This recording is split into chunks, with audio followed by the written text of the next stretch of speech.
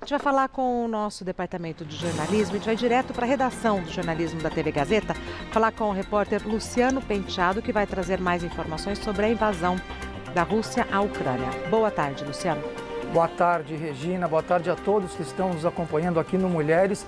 A gente está aqui de plantão na redação, preparando o Jornal da Gazeta de hoje, que vai trazer, a partir das 7 da noite, todos os detalhes aí desse primeiro dia de invasão à Ucrânia pelo presidente russo Vladimir Putin. Está difícil nesse momento, Regina, saber, por exemplo, número de feridos e até pontos que já foram bombardeados, porque as informações estão sendo atualizadas a todo momento. O que a gente tem de concreto e de mais recente é que agora há pouquinho o presidente americano Joe Biden fez um novo pronunciamento à nação. Ele voltou a reforçar sanções que já tinham sido previamente estipuladas pelos Estados Unidos aos russos. Não deu detalhes de como é que vão ser feitas essas sanções, mas disse que vai ser a maior sanção da história, que vai pegar em cheio a questão econômica russa. Bom, temos também imagens dos bombardeios, Regina, que começaram às 4h30 da madrugada no horário da Ucrânia, que está às 5 horas à frente aqui do Brasil. E aí a gente tem um mapa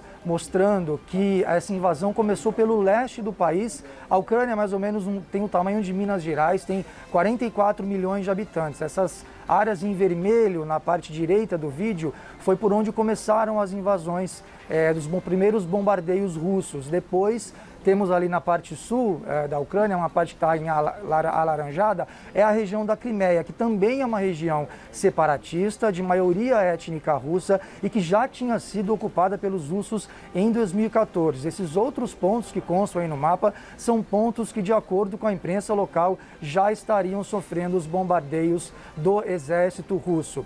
As imagens, como eu falei, Regina, são principalmente imagens feitas pelos próprios moradores das cidades ucranianas. Temos aí, por exemplo, helicópteros, aeronaves do exército russo sobrevoando as cidades atingidas. E temos aí bombardeios, a todo momento.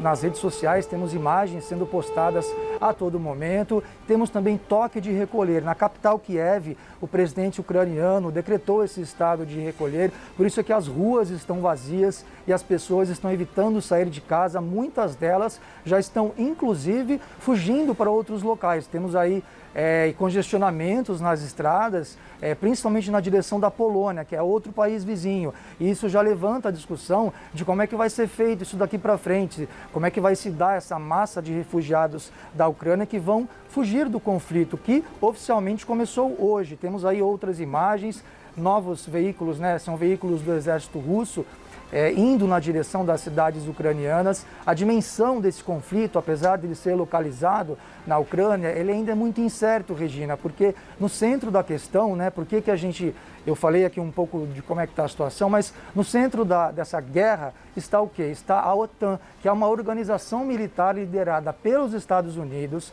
e que inclui países do Ocidente. A Ucrânia não faz parte desse grupo, mas já foi convidada a participar pelo governo americano. Só que a Rússia é contra. A Rússia considera a Ucrânia uma parte, de certa forma, ainda do antigo Império Russo e que, por isso, o governo nunca legitimou totalmente a autonomia e a independência da Ucrânia. É por isso que está esse impasse. A intenção da Ucrânia entrar para a OTAN despertou, segundo o governo russo, esses primeiros bombardeios. Temos também já manifestações, não é? Como eu disse, o presidente Joe Biden condenou os ataques e anunciou as primeiras sanções. O primeiro-ministro do Reino Unido, Boris Johnson, disse que Putin escolheu um caminho de derramamento de sangue e destruição. O presidente da França, Emmanuel Macron, disse que a França vai apoiar a Ucrânia sem hesitar. O chanceler da Alemanha também se pronunciou. Olaf Scholz condenou a ação e chamou de ato inescrupuloso. Tivemos também posições dos aliados, que são principalmente no momento, aliados da Rússia, a China e Belarus. O governo da China disse que a Rússia é um país independente, pode tomar suas próprias decisões com base em seus interesses. E o presidente de Belarus, Alexander Lukashenko, que é aliado histórico do Putin, disse que as tropas do país, de Belarus, poderão participar sim no momento oportuno. Bom, E aqui no Brasil, né, logo pela manhã, o Itamaraty emitiu uma nota também condenando o ataque,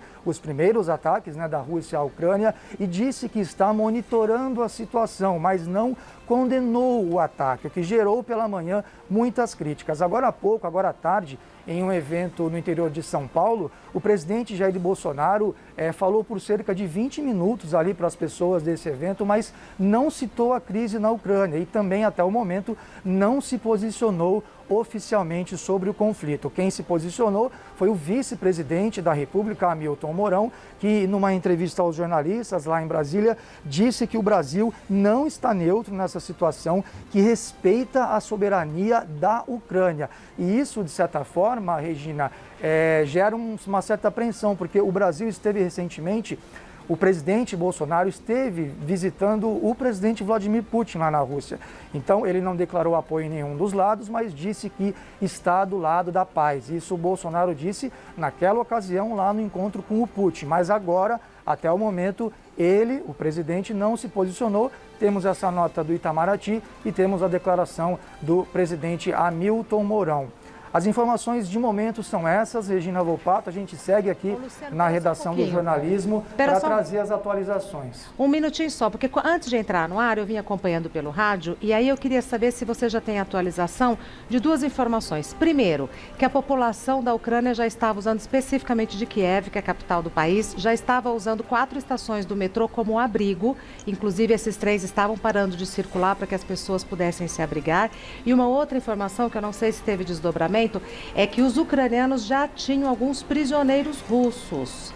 Essas informações procedem? Você tem a atualização delas? Sobre os prisioneiros, Regina, a gente ainda não tem essa confirmação oficial, porque o que acontece? A Rússia, ela também é um país que controla boa parte da imprensa. Então, tudo que é divulgado pelos russos é visto com certa desconfiança pela comunidade internacional. A questão do metrô que você falou, de fato, há moradores, como eu falei anteriormente, que já estão pensando no que fazer. Alguns já estão fugindo para outros países, outros estão estocando comida, porque não se sabe o que vai fazer. E sim, há pessoas que estão se movimentando pela cidade, pela capital Kiev, porque não se sabe ainda como é que vão se dar esses bombardeios específicos na capital. Porque nos outros locais onde houve ataques até o momento, pelo menos oficialmente, a gente não tem um número ainda de mortos, nem de feridos. E aí fica a expectativa para a capital Kiev, que foi o que você falou, é uma cidade maior, onde há linhas de metrô, onde há uma população mais robusta e que, na verdade, Kiev, né, Regina, ela não está exatamente ali na divisa, na fronteira com a Rússia. Ela está, inclusive, mais a oeste, ela não está tão próxima, mas já foi tomada pelos russos, por isso essas informações de moradores de lá que já estão procurando tanto abrigo quanto locais de destino, né, locais para onde vão, porque preferem, né, optam por sair dali em vez de esperar pelo pior, digamos assim. Né? Ô, Luciano, a gente vê essas imagens, não parece que a gente está vendo imagens do passado? Não parece que a gente está vendo imagens de hoje, de agora, nesse minuto? E foi isso exatamente, Regina, que a comunidade internacional tem dito, que essa já é a maior ação militar desde a Segunda Guerra Mundial. Então, assim, tivemos, claro, muitos conflitos pelo mundo. A gente, inclusive, cobre aqui pelo Jornal da Gazeta conflitos pontuais, conflitos que às vezes têm número de mortos expressivos. Teve recentemente a guerra na Síria, que também teve uma massa de refugiados muito grande. O que acontece nesse momento, quando a gente vê, por exemplo, esses tanques nas ruas e esses bombardeios numa cidade importante como Kiev, é essa questão que eu expliquei da OTAN, porque envolve países que não estão exatamente ligados à questão da Ucrânia, mas que poderiam, e é isso que alguns analistas estão esperando para ver o que vai acontecer. Tem a China, que apoia a Rússia, e tem os Estados Unidos, cada um de um lado, os Estados Unidos que contam com o apoio da União Europeia, dos principais países, e a Rússia que conta com o apoio da China, e também da Coreia do Norte, que a gente ainda não tem falado muito, porque a própria Coreia do Norte não se manifestou sobre a invasão, mas nós sabemos que, historicamente, são países que têm ligações. E a Coreia do Norte, assim como a China, assim como a Rússia, possuem ogivas nucleares. Isso, claro, ainda é um debate muito embrionário, mas em último caso, se a gente fosse, né, discutir Claro. a que ponto chegaríamos a partir de um conflito local, são países envolvidos que possuem capacidade de destruição muito grande e é por isso que o mundo todo está acompanhando de perto o que está acontecendo localmente ali na Ucrânia, mas que pode sim ter desdobramentos muito maiores que a gente ainda não sabe quais serão. É claro que a gente torce pelo caminho da diplomacia, torce pelo caminho de que os líderes, né, Regina, se entendam pelo diálogo, que é o que tem já acontecido antes de haver essa invasão de hoje, né? O Vladimir Putin vinha já dialogando com os países do Ocidente na tentativa de uma solução que não deu certo, por isso é que a gente está assistindo essas cenas lamentáveis de invasões, de bombardeios e nos resta torcer por uma saída diplomática, mas continuaremos atentos e acompanhando. Sim, muito obrigada. Eu sei que hoje é um dia de muito trabalho para você e para todos aí no Departamento de Jornalismo da nossa emissora. Muito obrigada por compartilhar conosco o seu tempo e as suas informações. Nós que agradecemos. Obrigado.